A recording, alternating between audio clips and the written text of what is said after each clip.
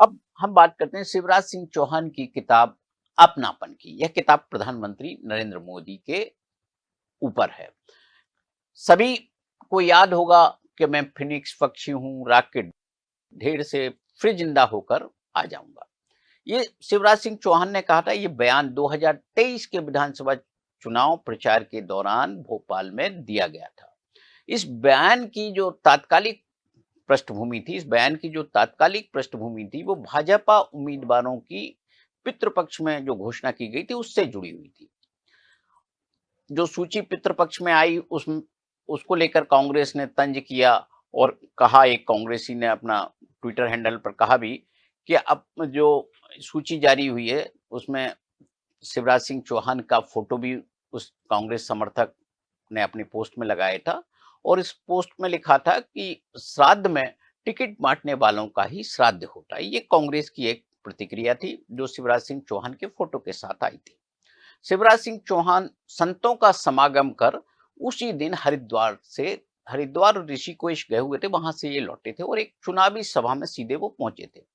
उन्होंने उसी सभा में यह बयान दिया कि मैं फिनिक्स पक्षी हूं और राख के ढेर से फिर लौट कर आऊंगा। शिवराज सिंह चौहान की प्रधानमंत्री नरेंद्र मोदी पर लिखी किताब अपनापन के विमोचन के बाद एक बार फिर फिनिक्स की चर्चा हो रही है। इस चर्चा की वजह वह वाकया है जिसमें प्रधानमंत्री नरेंद्र मोदी ने उन्हें कहा कि वे मुख्यमंत्री से नहीं अपने शिवराज से बात कर रहे हैं। ये खुद शिवराज जी ने अपने कार्यक्रम के दौरान बताया था कि जब किताब का विमोचन हो रहा था उस वक्त उन्होंने इस जो है घटनाक्रम का भी जिक्र किया था। उन्होंने बताया था कि प्रधानमंत्री मोदी और शिवराज सिंह चौहान के बीच टेलीफोन पर बातचीत हुई थी और इस बातचीत में जो था वो उम्मीदवारों की सूची आने के बाद की ही बातचीत है।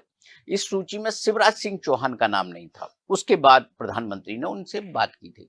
मौजूदा मुख्यमंत्री का नाम यदि घोषित उम्मीदवारों की पहली सूची में ना हो तो कई तरह के राजनीतिक कयास लगाए जाने लगते हैं।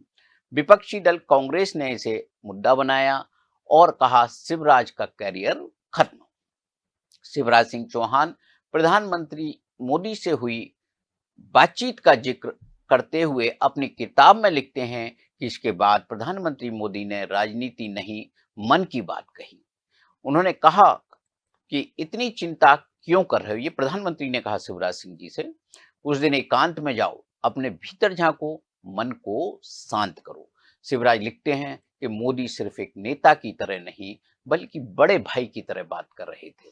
उन्होंने समझ लिया था कि यदि शिवराज का मनोबल टूटता है तो उसका असर लाखों कार्यकर्ताओं पर पड़ेगा। इसके बाद शिवराज सिंह चौहान उत्तराखंड गए, जैसा कि उन्होंने कहा। वहां उन्होंने गंगा किनारे आत्ममंथन किया। लौटने के बाद वे पूरे जोश के साथ चुनाव प्रचार में जुट गए। किताब के मुताबिक उन्होंने 13-14 दिनों में 165 से ज्यादा सभाएं की। फिनिक्स का बयान भी यात्रा से लौटने के बाद ही आया। अब आप खुद ही तय करें कि शिवराज सिंह चौहान ने फिनिक्स पक्षी का जिक्र कांग्रेस को जवाब देने के लिए किया या फिर पार्टी के भीतर उभरी तात्कालिक परिस्थितियों के कारण। एक राजनेता का किसी दूसरे राजनेता के बारे में आलेख अपवाद स्वरूप ही सामने आता है। शिवराज सिंह चौहान अपनी किताब के जरिए भले ही प्रधानमंत्री नरेंद्र मोदी से अपनापन दिखा रहे हैं, लेकिन रिश्तों में तलखी किसी से छुपी हुई नहीं है। वर्ष 2014 के लोकसभा चुनाव की जो तस्वीर थी, बहुत सारे लोगों को याद होगा। उसमें जब प्रधानमंत्री नरेंद्र मोदी के चेहरे सामने आया, प्रधानमंत्री के तौर पर जब मोदी जी के चेहरे को तय किया गया था, पार्टी में विचार विमर्श चल रहा था, तो उसमें जो आपत्ति थी, मुख्य आपत्ति थी, लाल कृष्ण आडवाणी जी की ओर से थी।